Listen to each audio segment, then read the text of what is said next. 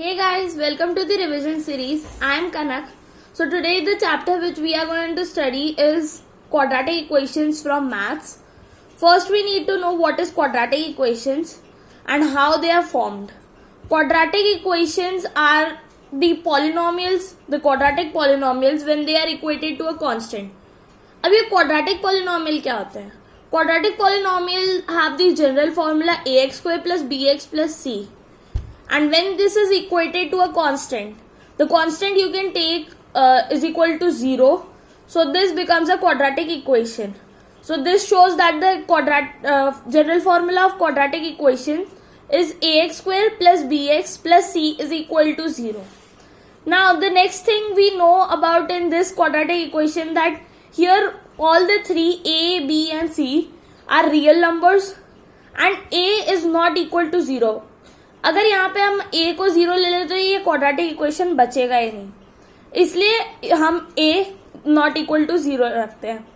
अब यहाँ पे जो a है हमारा उसे हम क्वाड्रेटिक कोएफिशिएंट बोलते हैं और जो b है उसे हम लीनियर कोएफिशिएंट बोलते हैं.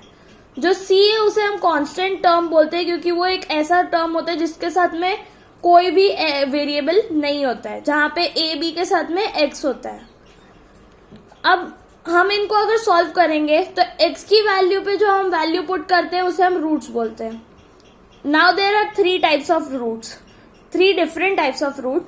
The first one is two real and distinct roots, second is two equal and distinct roots, the third is no real root.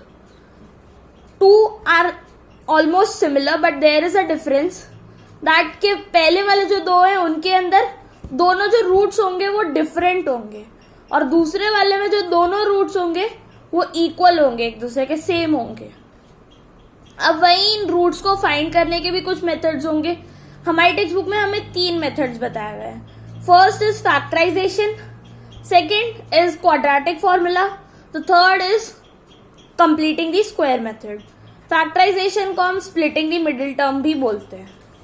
As the name suggest, हम इसके अंदर जो मिडिल टर्म होता है उसको स्प्लिट करते हैं ऐसे वे में कि जो हमारा ax square plus b x plus c is equal to 0 जो इक्वेशन है उसके अंदर c into a is equal to वो जो दो नंबर्स आप जिसमें इनको स्प्लिट कर रहे हो उनका एडिशन या subtraction is equal to b. तो वो जो दो नंबर है उनका multiplication should be equal to c into a and उनका एडिशन या subtraction should be equal to b. तो इस मेथड से आप स्प्लिटिंग द मिडिल टर्म वाला कर सकते हैं. उसके बाद में क्वाड्रेटिक फॉर्मूला है, उसके अंदर बस आपको वैल्यूज पुट करनी है. The formula is x is equals to minus b plus minus root of b square minus 4ac whole upon 2a. अब इसके अंदर हमें आपको जो b है उसकी वैल्यू पुट करनी है, a की वैल्यू पुट करनी है, c की वैल्यू पुट करनी है. बाकी आपका इक्वेशन से आपका x निकल जाएगा, जो फॉर्मूला है उससे आपका रूट निकल जाएंगे. और हाँ, ये ध्यान रखने वाली बात है कि अगर आपका रूट रहेगा तो रूट आपका प्लस माइनस दोनों रहेंगे, पॉजिटिव भी होता है और नेगेटिव भी होता है. अगर रूट के अंदर नेगेटिव वैल्यू है तो आपका वो नो रियल रूट्स आएंगे और अगर बाहर प्लस माइनस आ रहा है तो वो आपका कोई ना कोई रूट जरूर निकलेगा. उसके बाद में कंप्लीटिंग द स्क्वायर मेथड, इसके अंदर जो आपका कोएफिशिएंट क्वाड्रेटिक कोएफिशिएंट होता है you make it equal to a square of something and here you try to change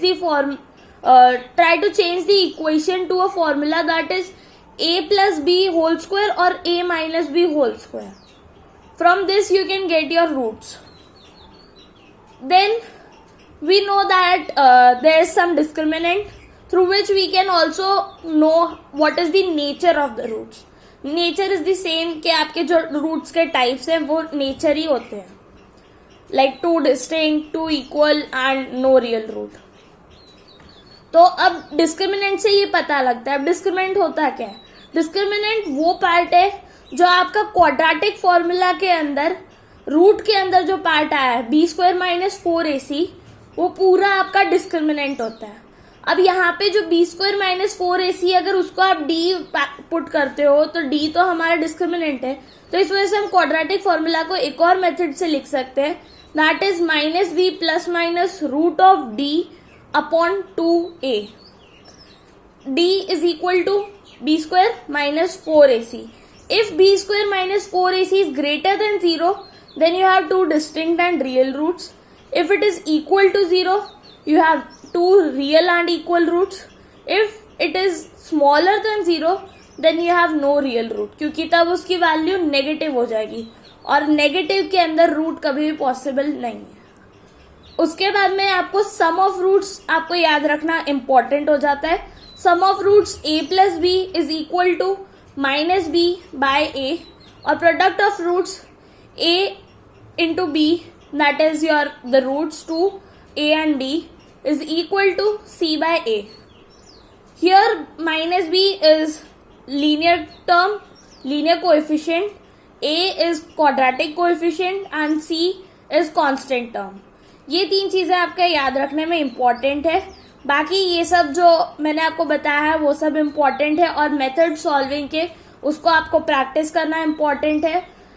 for example आपका क्वाड्रेटिक फॉर्मूला आपको याद रखना पड़ेगा कैसे करना है.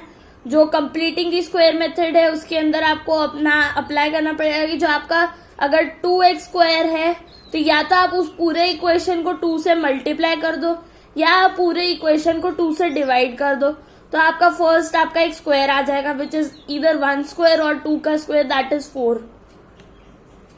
तो उसी तरीके से आप अपने मेथड्स से सॉल्व करोगे. और उसके अलावा क्वाड्रेटिक इक्वेशन आपको याद रखना जरूरी है कि जब आप क्वाड्रेटिक पॉलिनोमियल को किसी भी कांस्टेंट से इक्वेट कर देते हो क्वाड्रेटिक इक्वेशन बन जाता है. नेचर ऑफ रूट्स 3 है वो आपको याद रखना जरूरी है और वो किससे निकलेंगे, डिस्क्रिमिनेंट से which is b square minus 4ac. तो इस चैप्टर में तो बस इतना ही है. बाकी आपको प्रैक्टिस करनी पड़ेगी. क्वेश्चंस आप खुद प्रैक्टिस कीजिए. अगर आपको कहीं पे भी मेरा ऐसा लगा है कि यहाँ पे मैंने छोड़ दिया, ये पॉइंट छोड़ दिया, तो आप कमेंट सेक्शन में जरूर बताएं. और अगर आपको ये अच्छा लगे please do hit the like button and do subscribe. Thank you.